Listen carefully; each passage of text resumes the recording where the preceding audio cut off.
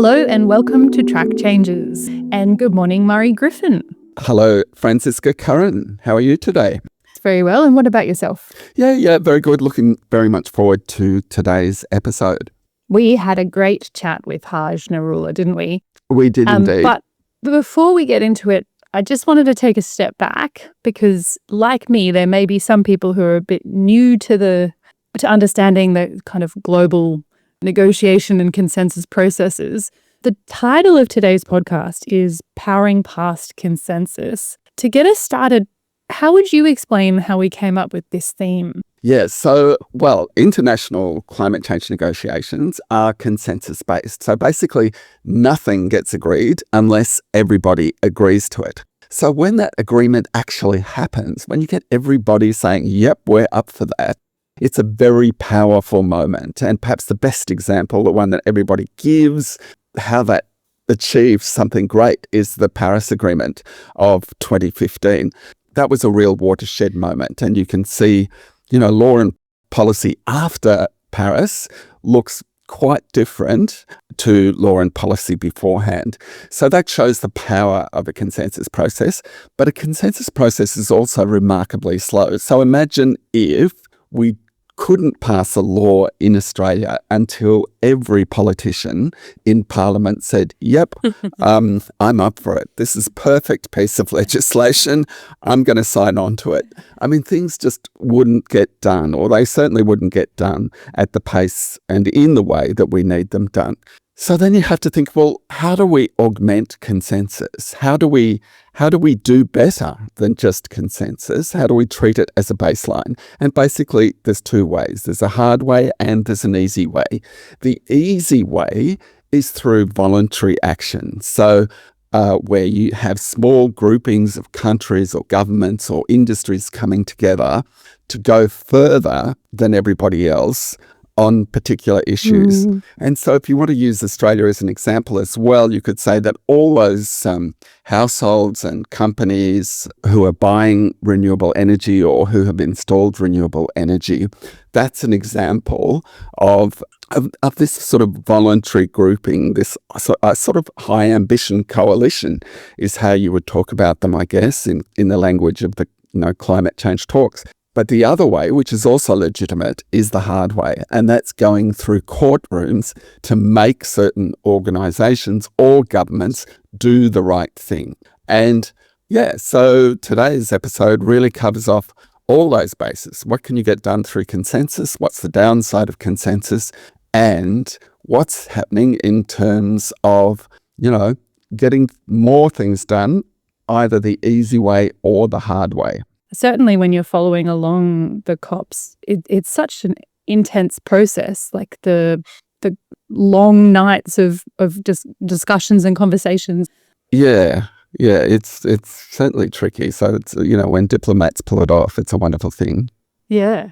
I mean, it's tricky enough in like friendship circles to decide where you're going to have or families to have where your family holiday is. It's tricky enough at the household level consensus. So let alone on a global scale. At the global scale.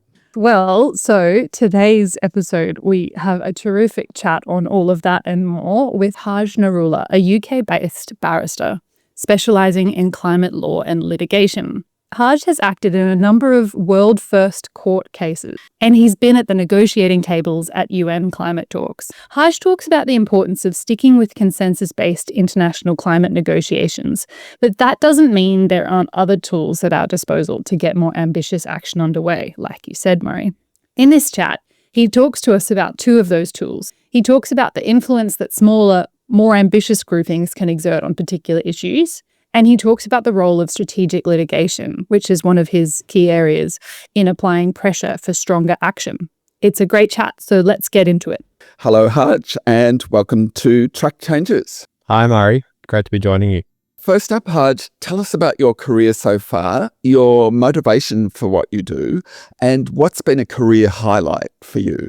So I'm a barrister. I work in climate litigation. I'm based in the chambers in London called Doughty Street Chambers. And as you can tell, I'm from Australia. I grew up in Tasmania. So was kind of thrust into the environmental movement, I think, quite early on with the logging wars when I was growing up in the in the 90s and 2000s. So I always knew I wanted to work in environmental issues, and that sort of naturally evolved into climate-focused work a bit later down the track.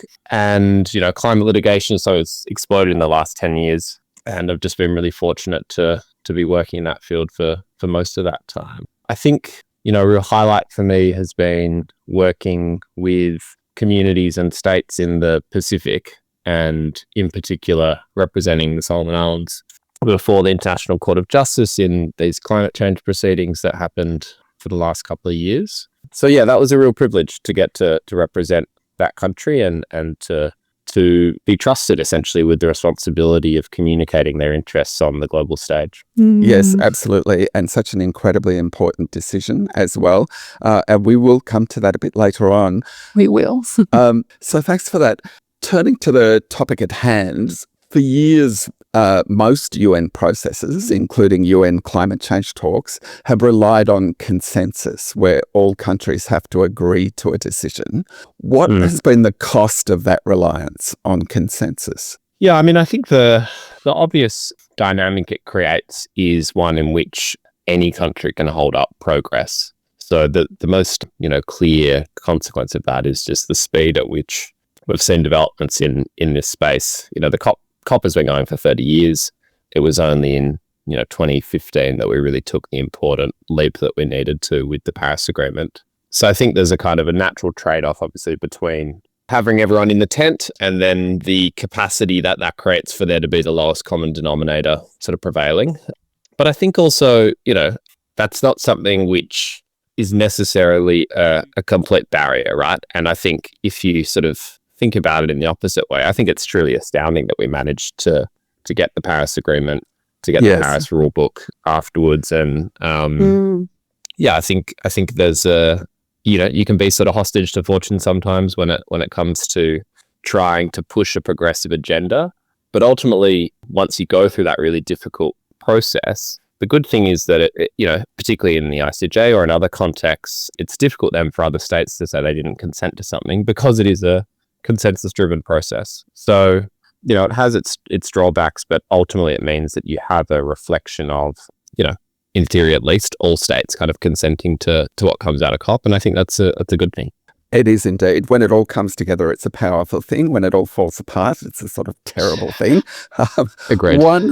So there is a level of inertia, though. We've certainly had quite a few COPs. The Paris Agreement was certainly a highlight, but we've certainly had plenty of UN climate conferences, which have basically been duds, a few small steps.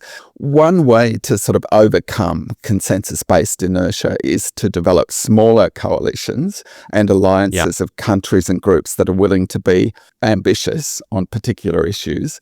Is there scope to make these sorts of groupings more influential and more effective as part of UN climate conference outcomes? Yeah, definitely. I think sort of what your question is implying is something that I think has been, unfolding over the last couple of years, which is essentially treating COP as a set of complementary processes, which is the things that you can get up through the action agenda and using COP as an opportunity to bring together coalitions of like-minded states around specific issues alongside the kind of big ticket item approach of the things that you need to get through the consensus process. So I think there's and this is certainly how Australia and Turkey will be thinking about it. It's a question of where do you place the right sets of issues within these different processes. And so to give some examples, I think, sectorally focused efforts that are focusing on things like, decarbonizing steel, you don't need the buy-in of 200 countries for that. You just need, the major steel producers, China, India, Japan, that's 65% of that market.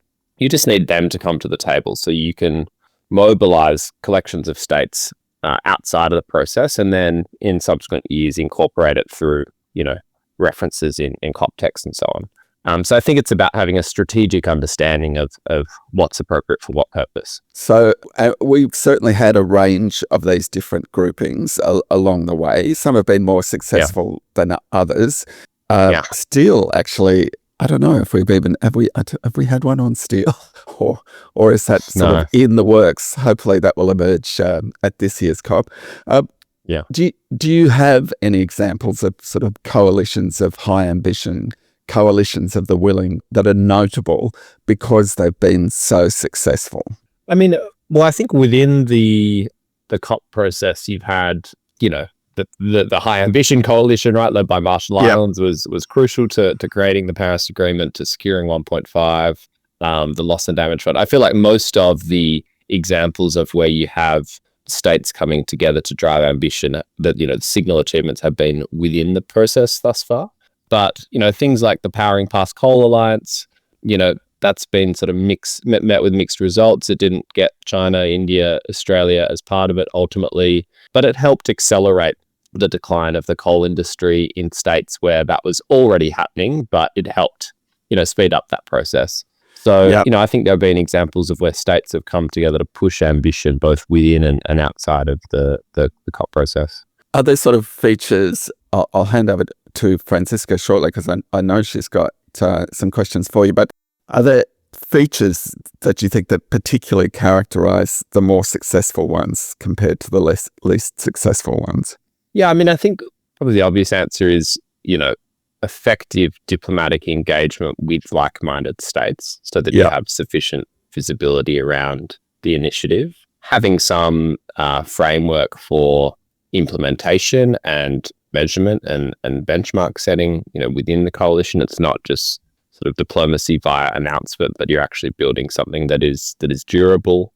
As I said before, having a sectoral or kind of a tightly constrained scope in terms of the focus of the issue and being thoughtful and strategic about that. So not taking on, big equity issues like the loss and damage fund. You can't do that hived off from the broader community. Yep. But having clarity around scope, I think, is probably the really key thing, and then those other factors sort of flow from it. I'm appreciating that you've given a bunch of different sort of examples, or you're alluding to different examples. It sounds like almost all of them are valid, and you're not making hard lines about this is good and this is bad, but just they're all playing a different role. Does that resonate? Is that what I'm hearing? Yeah, I mean, I'm sort of a all of the above person when it comes to climate action. I think that a lot of the sort of critique and engagement with the COP process is, for me, I often see or hear that as coming from a place of people being, rightly frustrated with the speed and scope of progress. But for me, I feel like, we need to be pursuing all strategies at once, whether that is, creating alternative spaces or alternative legal concepts like the Fossil Fuel Non-Proliferation Treaty, or in the legal sphere, things like ecocide, working on those things at a step change from the current structures and institutions that we have, while also using the master's tools, using the COP process and getting as much as we can out of it, and thinking about how to utilize what I think is really a remarkable moment each year where the world still tunes in to think about climate change. I think that's really important. And it is a big, messy jamboree, and there's a bunch of stuff that happens there that probably shouldn't happen. But I think it matters that you have global leaders flying in and thinking about and talking about climate. And, the biggest loss or risk to us in the community is that climate continues slipping down the agenda, and that we lose the capacity to mobilize, states and non-state actors around action. So I think it's about working to improve and perfect the tools we have while building new spaces and new avenues at the same time. You did just mention the Fossil Fuel Non-Proliferation Treaty initiative, which is a current high ambition grouping.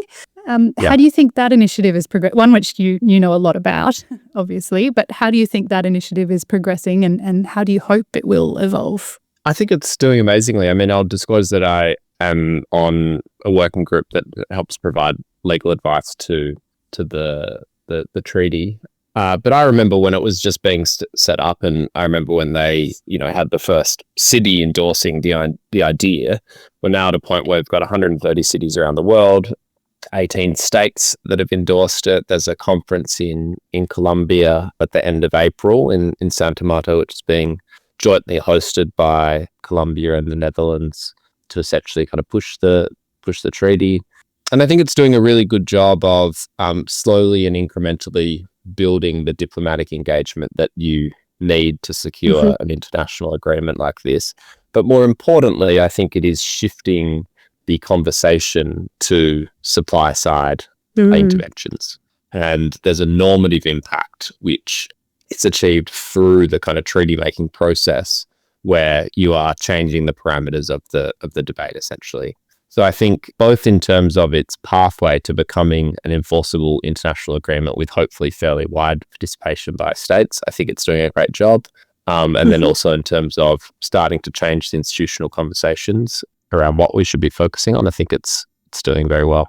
And turning the topic to COP31 now, it seems like the groundwork has already been laid for COP31 to more heavily emphasize action by smaller coalitions and informal groupings and less heavily on breakthroughs in formal UN documents, which is sort of what we've talked a bit about already. But what are the potential benefits of that approach specifically for COP31? Yeah, I mean, I think some of the things we've touched on already, which is the idea that you can sort of pursue both strategies, right? Working outside of the process and within the process. I think, we're still sort of seeing how the collaboration between Turkey and Australia will unfold. The noises are relatively positive so far, but I think, you create a lot of problems to be solved when you split up responsibility in the way that they have. So I think that I think for this COP in particular, thinking creatively about how coalitions of states can come together sort of outside of the process is probably more important than in previous COPs where you've had, the capacity for more unified leadership from the COP presidency. But also I think, as I was saying before, we're now in the implementation phase of what we're doing through this process, right? We've got the rule book, the Paris architecture is built. And so I think it makes sense to be focusing on these more sector-specific goals on, whether it's steel or methane, coal, shipping, aviation. And as I said before, I think that is, for a lot of those, it is appropriately done in these smaller groupings of states. So, I think we're kind of at the right time in the natural cycle of where we're at in the international process, and it probably suits the conditions of this particular COP as well. And what are some of the potential risks, perhaps? For example, these sorts of coalitions generally don't make, or correct me if I'm wrong, but they don't make legally enforceable commitments.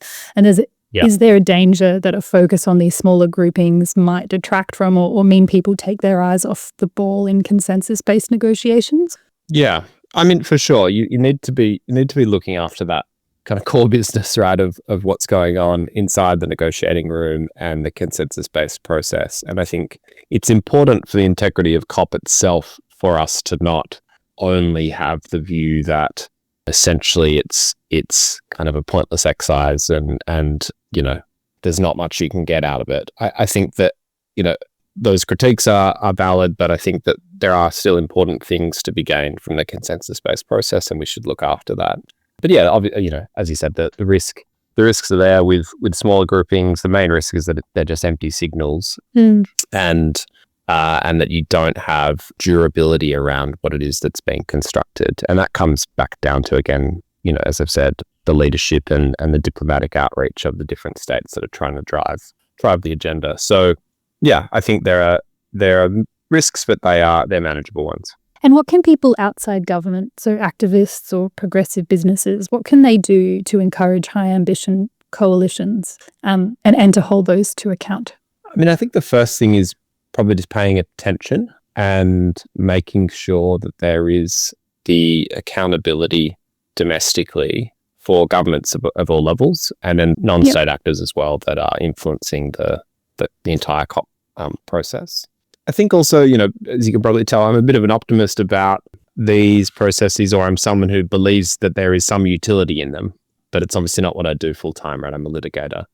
So I think not being entirely cynical about it is helpful, because I think as we're seeing, outside of the climate space at the moment, the dismantling of the rules-based, international order, when we lose these sorts of spaces, there's not some magical better alternative, right? It just gets worse, and it's harder to drive any sort of progress. So I think there is some responsibility for those of us in the climate movement on the left to support the validity of COP and to not dismiss it, and to provide the right types of conditions to push the government to be ambitious. And that's not necessarily supporting what the government does. I think it's probably the opposite most of the time. But I think that there needs to be kind of a good faith attitude towards it, in addition to holding government to account. Yeah, absolutely.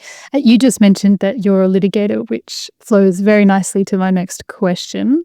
So I suppose strategic litigation is another way to bypass some of the consensus-based inertia.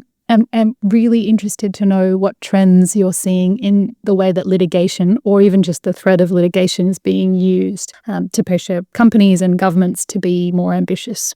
Yeah, so I think we're at a really interesting time in the climate litigation space internationally, off the back of the ICJ advisory opinion. So essentially, there's the biggest case that ever came before the ICJ, which is the World Court. It's the principal judicial organ of the UN. And it's different to a contentious case where you have sort of two parties coming together to resolve a dispute. The ICJ advisory opinion was an opportunity for the court to, at the request of the UN General Assembly, provide its legal opinion in response to a set of questions. And those were two questions, effectively. The first was, what are the obligations of states under a whole range of different sources of international law, not just the Paris Agreement and the UNFCCC? What are their obligations to address climate change? And secondly, if they don't meet those obligations, what are the consequences? And that second question is really one about reparations and compensation. So nearly 100 countries participated. It was double the amount of countries that had participated in the next largest set of proceedings. There was a unanimous referral from the UN General Assembly. So it was a real moment in international law. And basically the court exceeded all of our expectations. They were much more progressive than any of us kind of thought or hoped. And they took all of the positive developments that have been happening in climate litigation in other international courts and at the domestic level, and sort of brought them all together in a really strong and powerful decision. So, affirmed things like 1.5 degree temperature target. The IPCC is the source of best available science. It said that fossil fuel production, consumption, licensing, and subsidies could be unlawful under international law, which is enormous. They spoke about the responsibility of non-state actors as well. So, there's a ton in there, but it was really a sort of a step change in terms of the climate litigation movement, but also clarifying the level of ambition that states need to have under the Paris Agreement and other international treaties. So we're now dealing with the implementation, essentially, of that decision. So it's supercharged climate litigation everywhere. I'm citing it, obviously, in every case that I'm working on, and it's starting to show up in judgments as well. Harj, I'll just jump in there. After the ICJ, or fairly soon after the ICJ opinion came down, you went off to COP30 as a negotiator for the Solomons. How did that opinion reframe the COP, if at all? And were you surprised about the extent to which it did or didn't reshape things? So, yeah, I think it's a great question. And, the opinion came out at the end of July. COP was in November. In the Northern Hemisphere, there was the summer break in there. So I think there was this really interesting dynamic essentially around lawyers, but then the broader climate movement trying to get their head around what the case sort of meant. So, I was lucky enough to go along as part of the Solomons delegation to advise them on how to implement the ICJ in what is a very different space. And I think I had a few sort of takeaways from that process. One is that, understandably, diplomats are in their own universe, and the COP process is sort of a bubble and a world unto itself. And, we lawyers are in our own universe as well. And there aren't many people trying to speak across that divide. And so as someone whose primary job is to litigate, my kind of assumption was that, you get a landmark development in terms of what countries have to do. You clarify all their obligations. You say that basically fossil fuel production, consumption, subsidies, licensing, none of that is lawful anymore. And therefore, the kind of policy-making space, essentially, the COP process should respond. And in theory, the international community should say, okay, these obligations apply to all of us. How do we come together now and figure out, a just, coherent way of complying with those obligations? That's clearly not how it works. And I think that, That's down to a few different things. One is what we've been talking about already in terms of the nature of the consensus-based process. You're feeding legal realities into a diplomatic and political process, but also just, I think more simply questions of capacity and understanding. The law is technical. These details are pretty hard to sort of get out and to think about how they apply to all of the different, 20, 30 agenda items in the COP process is a ton of work, and it requires very close collaboration between lawyers and diplomats. So I think I was maybe a bit naive and idealistic about the speed with which the ICJ would be reflected in the COP process, and basically it didn't end up showing up anywhere in any decision text. Wow. Despite some valiant efforts. So I think that for me, it was a reminder of the fact that, it's what we were saying earlier, we need to pursue different strategies at different times and in different ways, and make sure that we are set up to mobilize on the wins when we secure them. And that's just a very complex and challenging process. That's super interesting. I'm wondering if the lag that you saw in COP discussions, is there also a lag in the corporate world? Are big, say, Australian corporates aware and are they catching up to what these implications are, or what the broader litigation landscape implications are on their business? Are they more aware? Or is there still a gap? I mean, in terms of how aware they are, I think that they are probably fairly well advised in terms of their exposure. But honestly, in my experience, people who aren't public interest lawyers pushing these types of cases, or on the other side and trying to defend it, who are the litigators. If you're just an in-house counsel at a big carbon major, I don't know if they have the granularity around the nature of their exposure to the litigation risk. And, companies aren't going to move by themselves, right? So really, you need to be focusing on changing the regulatory environment so that they're shifting their behavior. And I think one of the really striking things to come out of the ICJ decision was the fact that states obviously have to reduce their emissions in line with 1.5 degrees. Effectively, the court established a fair share standard for that. So a level of ambition that I think almost no states are currently complying with when it comes to mitigation. But they importantly said that the conduct and activities of non-state actors within the jurisdiction of a state are the responsibility of that state. So what that means is, for Shell, who's headquartered, or BP is headquartered in the UK, their emissions and what they're doing globally is the UK's responsibility. So that's huge litigation exposure for the UK government. And then if they, again, were acting rationally to reduce their own exposure, they would start regulating and reducing the emissions of those fossil fuel companies in their jurisdiction. So there's kind of pressure and work to be done to concretize these changes in the law and make the UK government respond in a rational way to their own exposure. And I think that's how you ultimately start shifting corporate behavior, in addition to bringing actions against them directly for damages claims and to get them to have coherent climate plans as well. Could you talk about some of the trends that you're seeing, and what do the next 5-10 years look like in your space? Yeah. So I think a lot of what climate litigation has been focused on since the Paris Agreement, which is really when it took off as a field, was on mitigation and increasing ambition. So cases which, we call them government framework cases, which are basically cases that are against your government at a national policy level, trying to increase their ambition.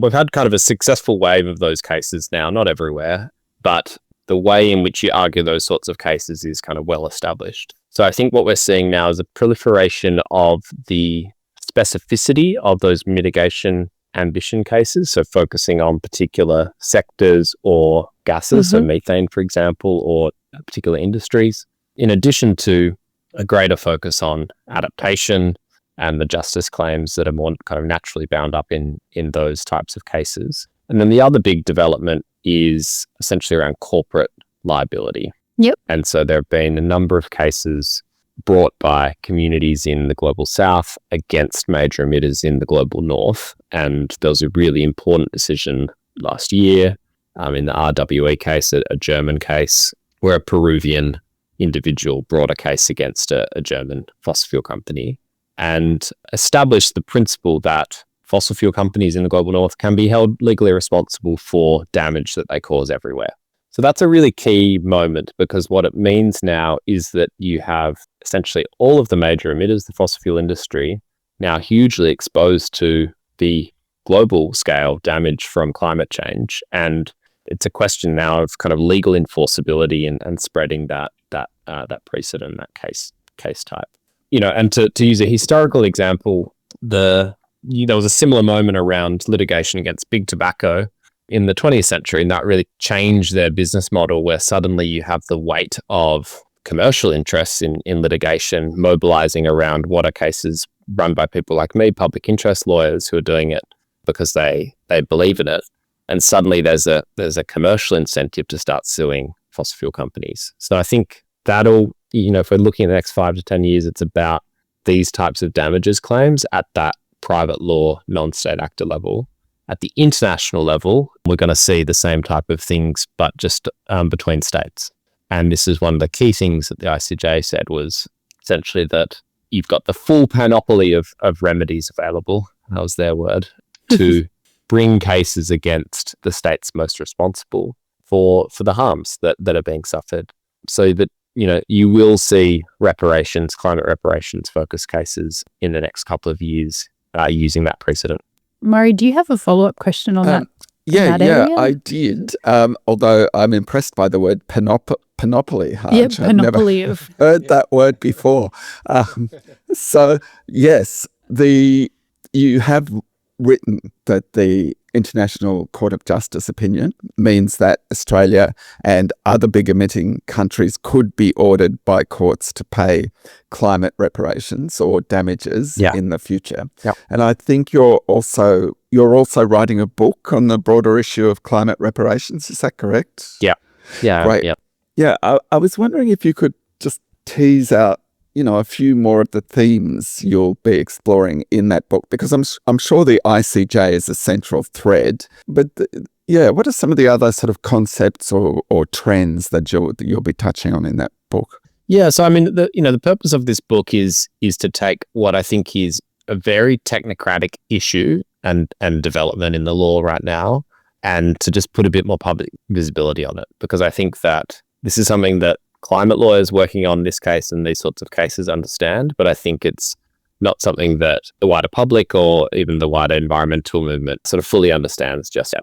And I think it's really important to, looking down the pathway a little bit and seeing that these cases will start getting filed against, a whole range of different states, for there to be a developed public understanding about it. So the book is trying to focus on that. So it's going into the history of reparations. I think it's a really evocative word that has quite it evokes a powerful response in people, and they're kind of famous examples from history in terms of World War II and Germany paying reparations and so on. Yes. But it's basically the term that international law, public international law, uses to talk about remedies.